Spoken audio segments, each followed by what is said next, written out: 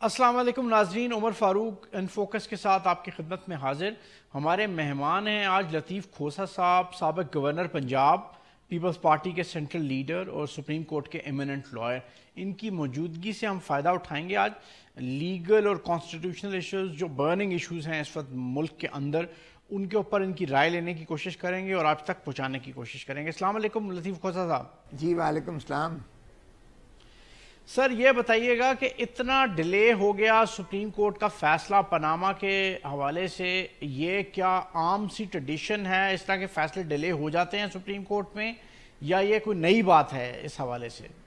नहीं देखें उमर, नॉर्मली तो उसी वक्त फैसला सुना दिया जाता है, क्योंकि जब आप बहस सुनते हैं दोनों फ्रीकैन की तो लामहला जज साहिबान उसी वक्त मशावरत करके और फैसला सुना देते हैं। लेकिन जब इस तरह का मामला हो जो कई दिनों पर, कई हफ्तों पर, कई बल्कि महीनों पर मुहित हो, उसकी समात जो है चल रही हो और उसमें बीच में एक इल्तवा भी होते रहे हों, तो और फिर मामला ऐसा हो जिसमें कौमी नौइयत का, जिसमें आपके मुल्क का दारो मदार है, जिसमें आइन की तशरीह और तौज़ी और कवानीन को परखना और देखना मकसूद हो, तो फिर उसमें जो है हो जाता है, जो है मौखर होकर फैसला रिजर्व भी हो जाता है, महफूज कर लिया जाता है।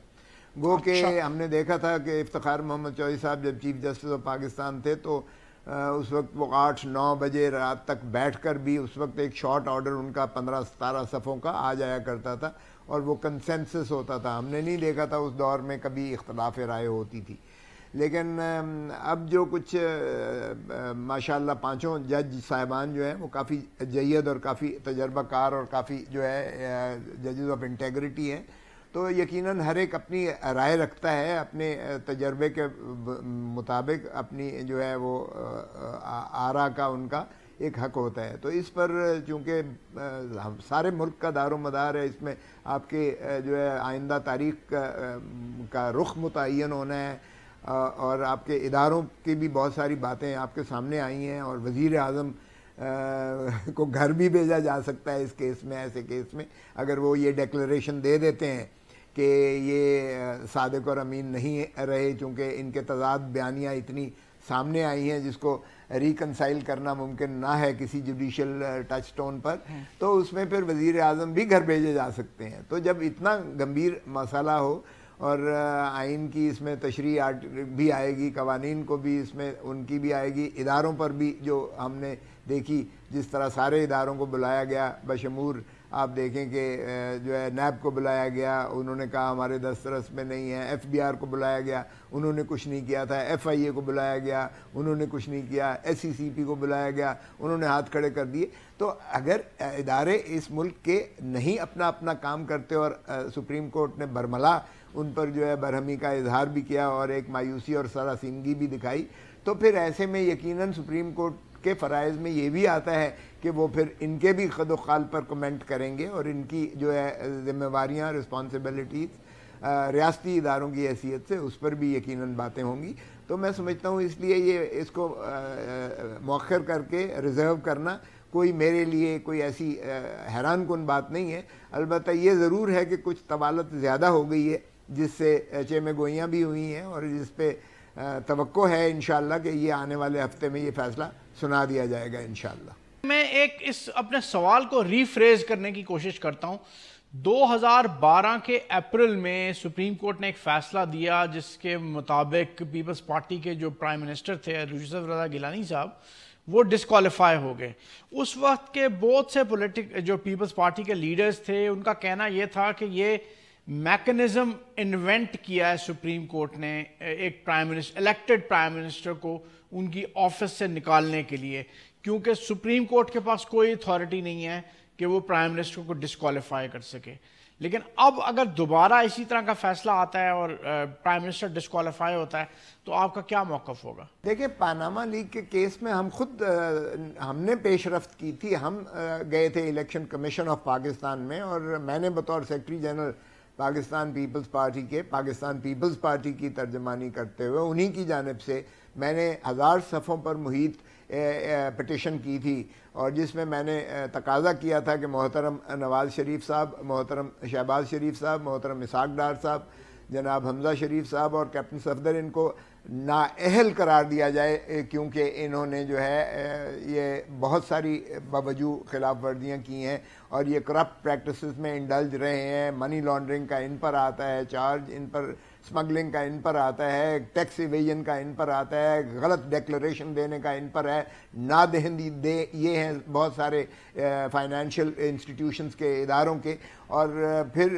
जो है ये नाअहल हो गए आर्टिकल 62 और 63 के तहत किया जाए। तो हमने तो इसकी जो है शुरुआत की थी और पीटीआई ने और मोहतरम जो शेख रशीद साहब और जमात इस्लामी और दीगरों ने हमारी तकलीद की थी और मैं उसको ओपन करता था और बाकी सारे उसको तकरीबन फॉलो कर रहे थे। तो हमने तो खुद ये की थी नालिश।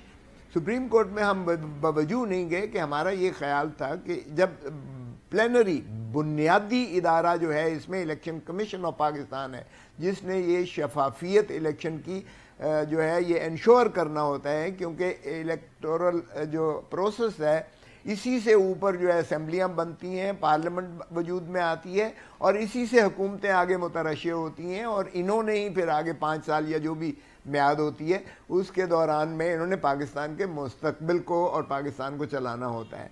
तो इसलिए हमारा ये मौक़िफ़ था कि आर्टिकल 218, आर्टिकल 219, 220 ये आइन के जो हैं ये मुतक़ाज़ी है इसी चीज़ के, और हम इसलिए उसी इदारे में गए थे जो बुनियादी इदारा है। उसके फ़ैसले से पहले ही पीटीआई जो है ये ऊपर लेकर चली गई, हमसे मशावरत किए बिना चली गई।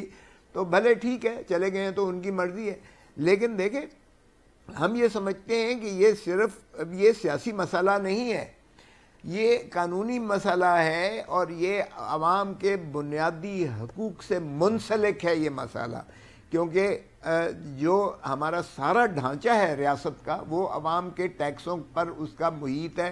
अवाम के टैक्सों से ही हुकूमतें बनती हैं, पार्लियामान बनते हैं, फ़ौज बनती है, उसके जो है इदारे बनते हैं, वो सभी जो है तनख्वाहें और उनकी मराआत जो हैं वो अवाम के टैक्सों के पैसों पर उनका दारो मदार है। सो इसलिए अवाम हक बजानिब है कि वो अपने हर पैसे, हर पाई का वो हिसाब ले कि क्या ये पैसा जो मेरा है हार्ड अर्न, मेरे खून पसीने की कमाई, क्या इसका मसरफ़ मेरी फलाह, मेरी बहबूद, मेरे बच्चों के मुस्तकबिल के ऊपर और इस धरती माँ को संवारने में खर्च किया जा रहा है, या इसका मसरफ़ जो है वो हुक्मरान या हाकिम वक्त अपनी तिजोरियाँ भरने पर लगे हुए हैं, जिस तरह के पानामा लीक से मुतरश्शे हुआ और वाज़े हुआ। सो इसलिए ये उनके बुनियादी हकूक़ से मुतय्यन है और सुप्रीम कोर्ट ने हल्फ उठा रखा है, हर जज हल्फ उठाता है कि मैं आइन की पासदारी करूँगा जिसमें बुनियादी हकूक़ एक ऐसी लाजिम जुज़्व है जिस पर कानून साजी भी उसके बरक्स नहीं हो सकती है। तो इसलिए ये तो सुप्रीम कोर्ट का फरीज़े में आता है और ये आइन के बुनियादी हकूक़ की जो है उस पर अमलदारी को यकीनी बनाने के का मुकदमा है।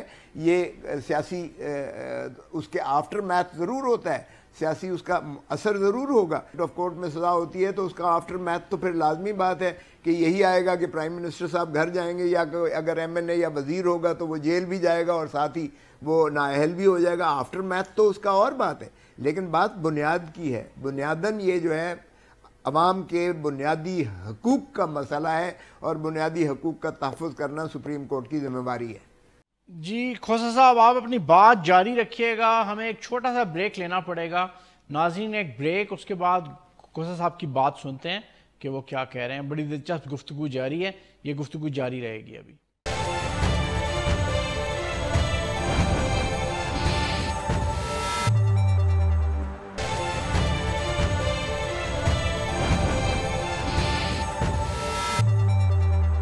जी खोसा साहब, आप बात कर रहे थे वो यूसुफ रज़ा गिलानी साहब की डिस्क्वालिफिकेशन और उसका कोई कंपैरिजन बनता है आज की सूरत हाल से या नहीं?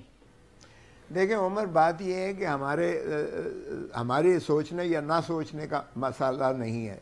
हमारे आइन जो अवाम पाकिस्तान ने एक इमरानी मुआहदे के ज़रिए दिया और जिसके हम खालिक भी हैं, यानी खालिक का सेंस ये है कि हम पाकिस्तान पीपल्स पार्टी ये हमेशा क्लेम करती है और सही क्लेम करती है कि बाबा शहीद जुल्फ़िकार अली भुट्टो साहब का ये एक ऐसा तोहफा था कौम को जिसने मुत्तहिद किया और आज भी मुत्तहिद रखे हुए।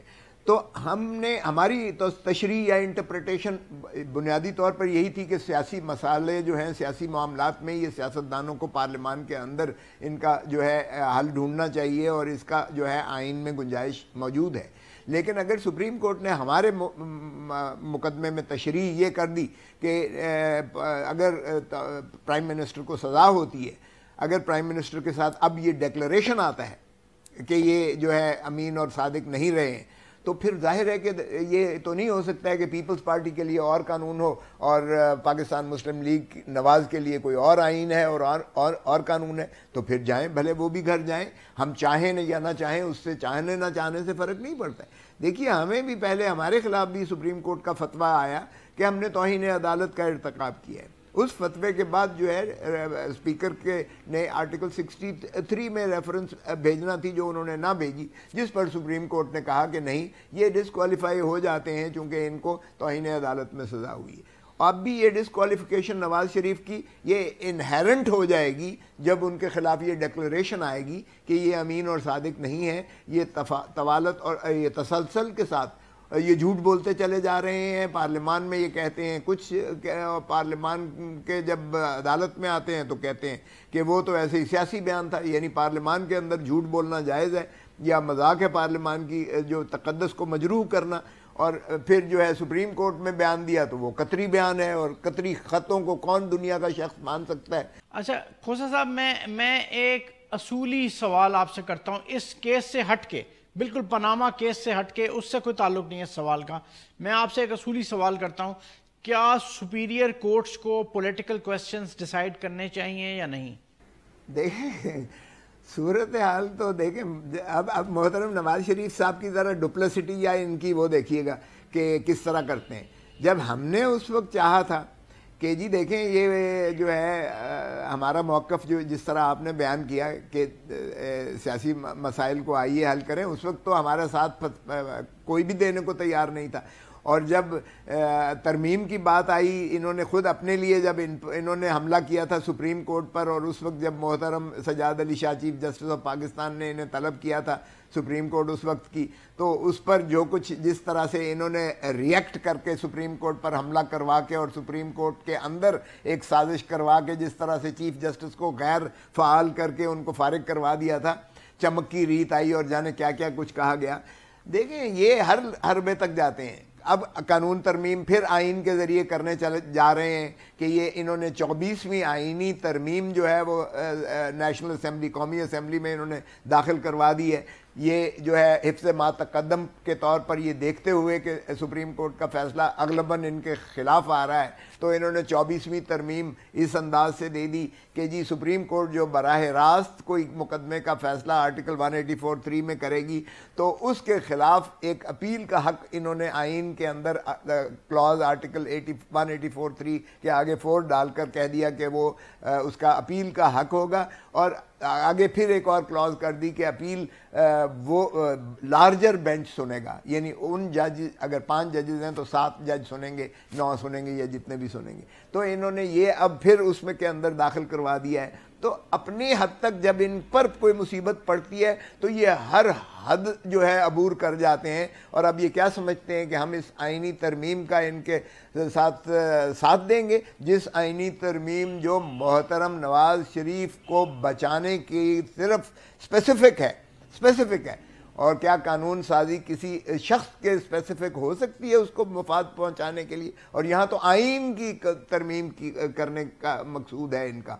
सो हम नहीं समझते कि मोहतरम नवाज शरीफ साहब जो है वो इस तरह की सुप्रीम कोर्ट पर हमला करना, सुप्रीम कोर्ट के अंदर साजिश करके, जजेस के अंदर तखरीब कारी करके उनको जो है चमक की रीत दे के चीफ जस्टिस को निकलवा देना, और फिर अब आइनी तरमीम के ज़रिए जो है एक आइन के ज़रिए ही अपने आप को फिर बचाने की एक और साजिश और ख्वाहिश की जा रही है। तो इस तरह से जो है ना तो ममलिकतों के अमूर चलते हैं, ना ही इस तरह से गुड गवर्नेंस की बात करते हैं। इनके तो वो लड़खड़ाते भी नहीं हैं, इनके तो कहते कहते भी इनके सारे जो सना खान है सारी की सारी काबीना सिर्फ नवाज बचाओ पे लगी हुई है, सारे के सारे इनके जो है माशाल्लाह जो स्पोक्समैन है या स्पोक्स पर्सन है या जो भी है वो भी रोज़ आपके माशाल्लाह चैनल्स की तवसत से लगे होते हैं कि जी मुकदमों में कुछ नहीं है, और अगर हुआ तो हम जो है लोग इस फैसले को नहीं मानेंगे, और कोई कहता है कि हम कच्चे नहीं हैं, हम लोहे के दांत नहीं हैं, दिखा देंगे, कोई कहता है। जी बिल्कुल। अच्छा, सवाल मैं आपसे एक और इसी से रिलेटेड करना चाह रहा था, और वो ये था कि ये जो अब जजमेंट एक्सपेक्टेड ये है कि नेक्स्ट वीक के शुरू में शायद जजमेंट आ जाए सुप्रीम कोर्ट की पनामा केस में, तो post judgment situation, political situation बहुत ख़राब होती देख रहे हैं आप, या कोई ज़्यादा असरात मुरतब नहीं होंगे? कुछ लोग ये कह रहे हैं कि अर्ली इलेक्शंस की तरफ हम चले जाएंगे, तो ये आप सिनेरियो क्या देख रहे हैं इस हवाले से? देखिए अगर तो कोई पॉलिसी मैटर्स हैं तो बिल्कुल ठीक कह रहे हैं आप। अगर कोई पॉलिसी है, अगर कोई ऐसी मामलात हैं जो आइन और कानून के अंदर रहते हुए आपने किए हैं, तो वाकई फिर पार्लियामान की उन कार्रवाइयों पर और उन पॉलिसीज़ पर जो है ज़ाहिर है कि अदालतों के अपने दायरा अख्तियार मुतय्यन शुदा है आइन के अंदर। लेकिन देखें, आइन के हदूद व क़यूद मुतय्यन है। अब कानून साजी भी आप आइन के दायरे के अंदर रहते हुए करेंगे, आइन से मावरा नहीं कर पाएंगे, और वहाँ सुप्रीम कोर्ट आ जाएगी। जहाँ भी मुतजावज़ होगा किसी भी एग्जीक्यूटिव या किसी और ऑर्गन ऑफ द स्टेट का दस्तरस होगी दूसरे ऑर्गन ऑफ द स्टेट पर, या दूसरे अपने अख्तियार से हट के कोई काम करेगा, तो फिर सुप्रीम कोर्ट का ये और हाई कोर्ट का ये आइनी फरीज़ा है, आइनी फरीज़ा है कि वो उस हद तक जो है उस पर जो कदगन लगाए, उसको हज़फ करे, उसको ख़त्म करे और एनफोर्स करे, उनके जो है आइन और कानून को एनफोर्स करे। और बुनियादी हकूक़ पर अगर कोई चीज़ दस्तरस हो रही है तो वहाँ तो लाजिम है सुप्रीम कोर्ट पर कि बुनियादी हकूक़ जो है इंसान के, आर्टिकल 9 से ऑनवर्ड देख लें, आर्टिकल 8 से ऑनवर्ड देख लें, क्योंकि आर्टिकल 8 खुद कहता है कि कोई भी, हत्ता के कानून भी अगर बुनियादी हकूक़ से मुतसादिम, ऑर्डनरी लॉ मुतसादिम होगा तो वो भी वॉइड होगा, यानी कलअदम होगा, गैर मुअस्सर होगा, उसका कोई असर नहीं होगा।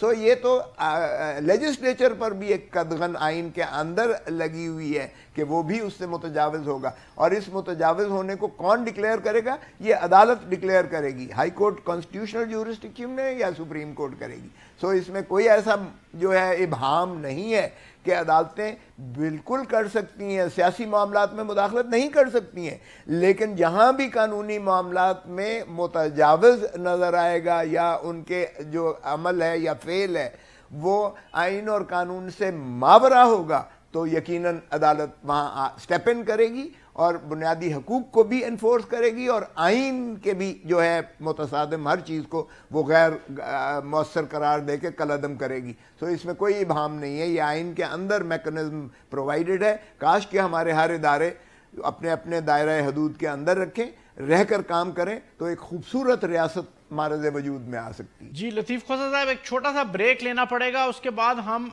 वापस आएंगे और आपकी गुफ्तगू का सिलसिला वहीं से शुरू करेंगे जहां आप छोड़ रहे हैं इसको। जी नाज़रीन, एक छोटा सा ब्रेक लेना पड़ेगा।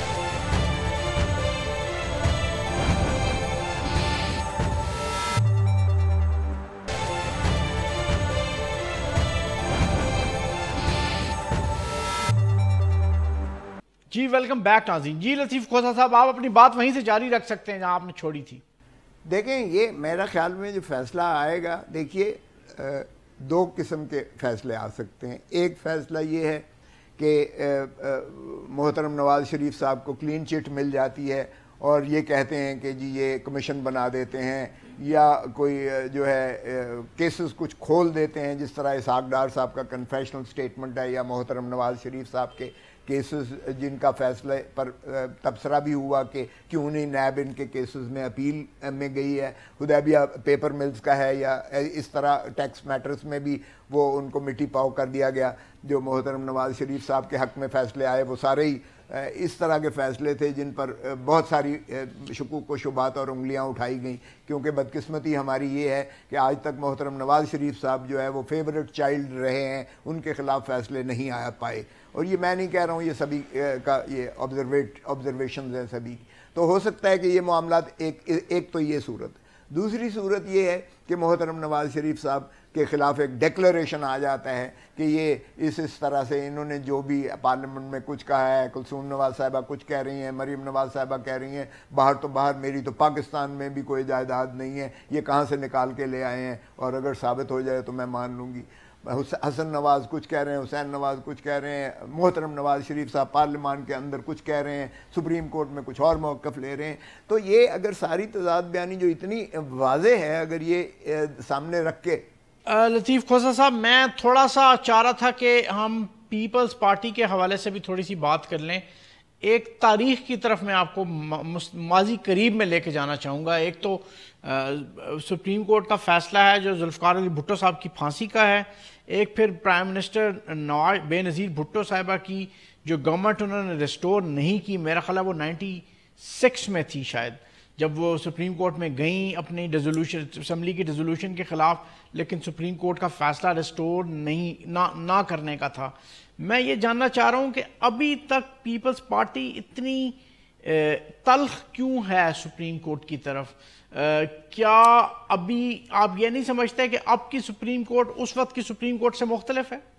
जी, तो मैं अर्ज़ कर रहा था कि अगर ये दूसरी सूरत में वो डिक्लेरेशन सुप्रीम कोर्ट इन तमाम चीज़ों को सामने रख के इनका अहाता करके कहती हैं कि ये मोहतरम नवाज शरीफ साहब प्राइम मिनिस्टर ऑफ पाकिस्तान और एक sitting MNA leader of the house, ये जो है इतनी इनकी मुतज़ाद बयानियाँ हैं कि ये इससे मालूम होता है कि ये सच नहीं बोल रहे हैं अदालत के सामने। और जो है कतरी ख़त को भी वो कहते हैं कि ये भी एक इतनी मज़हका खेज़ है कि इस पे बावर करना भी नामुमकिन है, क्योंकि 12 लाख से ये 26 लाख हो जाता है दिरहम, और फिर ये 26 मिलियन दिरहम हो जाता है, और फिर ये कैश लिए फिर रहे हैं। तो ये कोई ट्रांजैक्शन जो है किसी बैंकिंग चैनल या किसी ऐसी तरीके से रिकॉर्डेड नहीं है जिसकी तस्दीक या तरदीद मुमकिन हो सके। तो ये इस तरह से ट्रांजैक्शन हुआ नहीं करते हैं, और वो इस तरह का डिक्लेरेशन दे के कहते हैं कि ये सादिक और अमीन नहीं है। तो फिर मोहतरम नवाज शरीफ साहब की MNA की सीट भी जाती है और खैर से वज़ीर आज़म भी नहीं रहते हैं। दूसरी सूरत ये है, और बाकी मामलात में वो ज़ाहिर है कहेंगे कि ये जो फौजदारी मामलात हैं, अगर कोई जराइम इससे मुर्तकब हुए हैं तो उसके इदारे जो हैं वो प्रॉपर तरीके से इसकी तस्दीक करेंगे, तफ्तीश करेंगे, और उसके बाद चालान करेंगे, और अदालतों में जो भी इसका मुर्तकब होगा उसको भेजेंगे ताकि वो कैफरे किरदार तक पहुँचें। और इस पर एक मॉनिटरिंग मैकेनिज़्म बना देते हैं कि इसको सुप्रीम कोर्ट के जज साहब जो है वो ओवरसी करेंगे, और पैराफ्री ऑफ टाइम, एक टाइम लिमिट भी दे देते हैं कि इसका फैसला जो है इतने अरसे में किया जाए। और लामहला इसी तरह कहते हैं कि बाकी सारे जो पानामा लीक्स में आए हैं उनकी हद तक भी FBR तस्दीक करे, और उसके बाद जो है अगर जराइम का इर्तकाब हुआ है तो फिर वो जो मुख्तस इदारा है, वो नैब है या FIA है या जो भी कह दें, वो इसको जो है टेकअप करे और फिर इसकी जो है तफ्तीश करके इसको हतमी नतीजे तक पहुँचाए। तो एक तो दूसरी सूरत ये। अब दोनों सूरतों में देखिएगा, दोनों सूरतों में इसका इम्पैक्ट जो है यकीनन मुल्क के ऊपर और मुल्क की सियासत पर, और न सिर्फ सियासत पर बल्कि मुल्क के तमाम हर चीज़ पर पड़ेगा। जिस तरह कहा गया कि इस मुल्क का मसला जो है वो इक़्तिसादियात या मुआशियात का नहीं है, इस मुल्क का मसला इखलाकियात का है। अब इखलाकियात की हम उस नहज पर पहुँच गए हैं जहाँ यही बेंच के जो सरबराह हैं उन्होंने जो हमारे खिलाफ फैसला हुआ था यूसुफ रज़ा गिलानी के मुकदमे में 2012 रिपोर्टेड है, उसमें उन्होंने लिखा पिटी द नेशन, रहम आता है, तरस आता है उस कौम पर, उस मुल्क पर जिसमें झूठ को झूठ ना समझा जाए और बुराई को बुराई ना समझा जाए, और जितना कोई लुच्चा है वो उतना ही उच्चा है, और जो है इसमें जितनी अदालतों की तस्दीक करता है वो उतना ही जो है इसको स्टेटस सिंबल समझता है। तो ये तरस आता है उस कौम पर, उस मुल्क पर। तो ये देखिएगा कि अगर हम उस नहज पर पहुँच जाएँ तो इसमें अवाम की जो है यकीनन एक समत मुतय्यन होगी, या तो पहली सूरत में, दूसरी सूरत या तो इसमें आपकी करप्शन पर डक्का लगेगा, अड्डा एक खात्मा होगा, खात्मे की तरफ जाएंगे। हमारी जो है आइंदा आने वाली हुकूमतें जो हैं वो इससे खाइफ होंगी कि वो करप्शन में इन्वॉल्व होकर कोई भी बेज़ाब्तगी करें और कैपिटल आउटफ्लो हो, हमारे मुल्क से जो है दौलत बाहर जाए, और या फिर फ्री फॉर ऑल हो जाएगा। तो इखलाकियात का एक सूरत में जनाजा निकलेगा, और दूसरी सूरत में हम अपनी इखलाकी कदरों को दोबारा बहाल करके हम एक अच्छाई की सिमत की तरफ जाएंगे। सो इसका तो मुतय्यन होगा।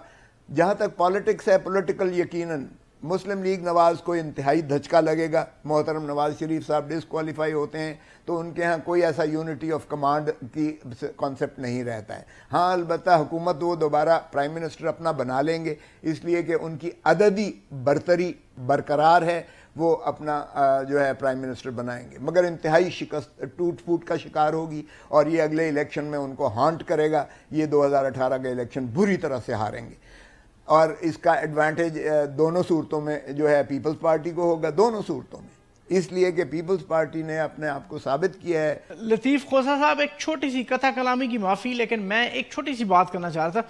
ये जो 70s की सुप्रीम कोर्ट थी, उसमें दोराब पटेल साहब भी उसका हिस्सा थे और फखरुद्दीन जी इब्राहिम साहब भी उसका हिस्सा थे। तो आप मतलब सुप्रीम कोर्ट को एज एन इंस्टीट्यूशन तो मेरा ख्याल हम बुरा नहीं कह सकते। देखें, इंस्टीट्यूशन के तौर पर हमारा तो इदारे हैं, हम तो चाहेंगे। अब मैं क्या कहूँ, जिसने भुट्टो साहब को फांसी दी आपके सामने है। उन जज साहब ने बाद में माना कि मैंने प्रेशर के तहत ये फैसला किया था। कौन नहीं जानता है कि जनरल ज़ियाउल हक के दौर में जब मौलवी मुश्ताक ने फांसी दी थी किस तरह का ट्रायल उसने किया था। कौन नहीं जानता है कि सुप्रीम कोर्ट में जब उन्होंने चीफ जस्टिस ने जो बैठे हुए थे उनको सुपरसीड किया गया था, वो किस हद तक नाला थे भुट्टो साहब के साथ पर्सनली। तो ये चीज़ें ऐसी हैं जो मिस ट्रायल दुनिया सारी ने कहा और ये एक अदालती कत्ल किया। हमने आज रेफरेंस भी की हुई है, सदारती रेफरेंस गई हुई है उसको। हमें पता है कि भुट्टो जिंदा नहीं हो जाएगा, लेकिन हम ये सुप्रीम कोर्ट के उस इदारे से हम चाहते हैं कि उनके ऊपर कलंक का लगा हुआ टीका ये साफ हो जाए। हम उसी इदारे को, हम इदारों को मजबूत देखना चाहती है पीपल्स पार्टी। पीपल्स पार्टी खालिक है आइन की, हम इसलिए किसी पर नहीं है। लेकिन आज की वो सुप्रीम कोर्ट नहीं है, माफ़ कीजिएगा, ये किसी डिक्टेटर की बनाई हुई अदालतें नहीं हैं जो उसके अंगूठे थंब के नीचे जो है काम करती हैं। आज माशाल्लाह आप देखें कि अगर डॉक्टर आसिम रिलीज़ हुआ है, अगर जो है काज़मी हामिद सईद काज़मी बरी हुआ है, बाइज़्ज़त बरी हुआ है, मैंने खुद पेश हुआ हूँ उसमें, बाइज़्ज़त बरी हुआ है, हालांकि इतनी हाइप क्रिएट की गई थी, उसमें मॉनिटर किया गया था। आज आप देखेंगे 18 केसेस उसके खिलाफ झूठे बनाए गए, जफर गोंदल के खिलाफ, नजर गोंदल के भाई के खिलाफ। लतीफ़ खोसा साहब, हमें एक छोटा सा ब्रेक लेना पड़ेगा, लेकिन आपकी गुफ्तगू बहुत दिलचस्प है और तारीखी हवाले से बहुत अहम भी। हम चाहेंगे कि आप ये बात अपनी जारी रख सकें वक्फे के बाद।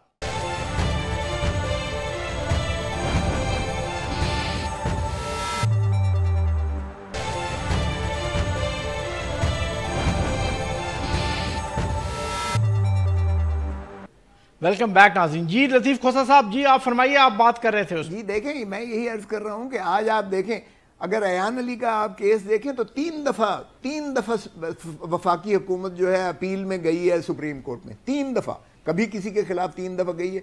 और सुप्रीम कोर्ट का आखिरी जो फैसला था, उन्होंने कहा अब अगर आपने दोबारा ECL पर नाम रखा तो अब आप जेल में जाएंगे सीधे। तो आपको सामने है जो कुछ माशाल्लाह इंटीरियर मिनिस्टर साहब जो कुछ कहते रहे उनके बारे में, आसिम के बारे में, किस के बारे में, इनको एहतराज़ करना चाहिए। और मैं समझता हूँ जितना कहा इन्होंने कि हज के हाजियों को न छोड़ा, अल्लाह के मेहमानों को डूब के मर जाना चाहिए, क्योंकि अदालत ने कहा कोई जुर्म हुआ ही नहीं है और ये बेगुनाह है और नाजायज़ इल्ज़ामात लगे हुए हैं। अच्छा, थोड़ी सी बात हम आखिर में, हमारे पास वक्त अब कम रह गया है, हम चाह रहे हैं कि थोड़ी सी बात अगर मिलिट्री कोर्ट्स के हवाले से कर ली जाए कि पहले आपकी पार्टी ने 2 साल पहले जब अमेंडमेंट पास हुई और उसमें आपने सपोर्ट किया मिलिट्री कोर्ट्स को, अब आपने सपोर्ट नहीं किया, लेकिन उसके बावजूद पास कराने में मदद ज़रूर की।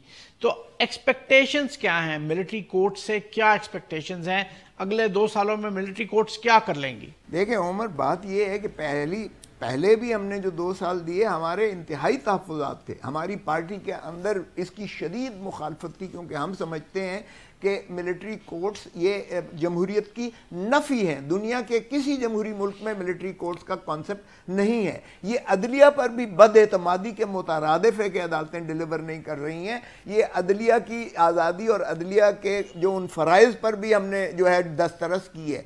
अब हमने जो जहर का प्याला खाया है, पहले देखें आर्मी पब्लिक स्कूल पर बच्चों की, हमारी मुस्तकबिल, हमारी नस्लों को उजाड़ने के पर हमला हुआ था, जिस पर हमने ये कड़वा घूंट खाया था।